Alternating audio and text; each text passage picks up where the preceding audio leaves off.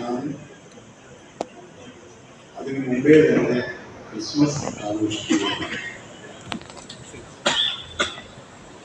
ഇവിടെ ആദ്യം സംസാരിച്ച പിതാവ്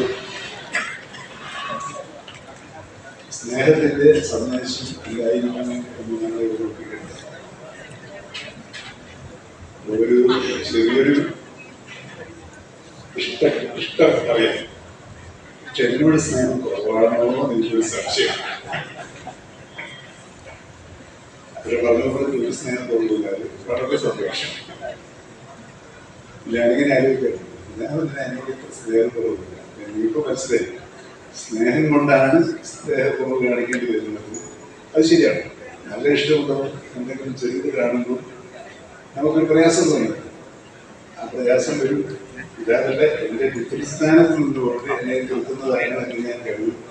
അതുകൊണ്ട് യേശുവിന്റെ സന്ദേശം ക്ഷമ ഏറ്റവും കൂടുതൽ എനിക്കുണ്ട് എല്ലാവരെയും അറിയിക്കാൻ സമ്മതിക്കുന്നത്.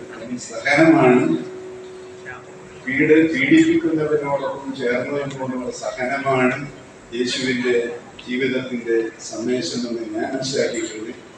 അത് എത്രത്തോളം ആത്മാർത്ഥമായി സഹനശക്തി പ്രകടിപ്പിക്കാൻ കഴിയുമോ അങ്ങനെ നിങ്ങളുടെ അനുഗ്രഹത്തോടുകൂടി ഞാൻ ശ്രമിക്കും എന്ന വാഗ്ദാനമാണ് ചെയ്യുന്നത്. നമുക്ക് ജീവിതത്തിൽ കുറെ ആശങ്കകളുണ്ടാകും, സന്ദേഹങ്ങളുണ്ടാകും, ദുരിതങ്ങളുണ്ടാകും, സന്തോഷം.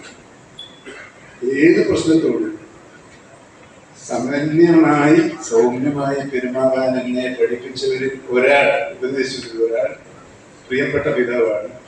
ആ പിതാവിന്റെ ഉപദേശങ്ങൾ ഞാൻ സ്വീകരിക്കുമെന്ന് മാത്രം, എല്ലാറ്റിനും കൂടി ഒരു മറുപടിയായി ഒരു കണക്കാക്കേണ്ടത് എന്ന് മാത്രം നീ കേട്ടത് സൂചിപ്പിച്ചു. എല്ലാവർക്കും നന്മ വരട്ടെ. നല്ല നാളേക്ക് വേണ്ടി നമുക്ക് ഒരുമിച്ച് പ്രാർത്ഥിക്കാം. നമ്മെ ദൈവം അനുഗ്രഹിക്കട്ടെ.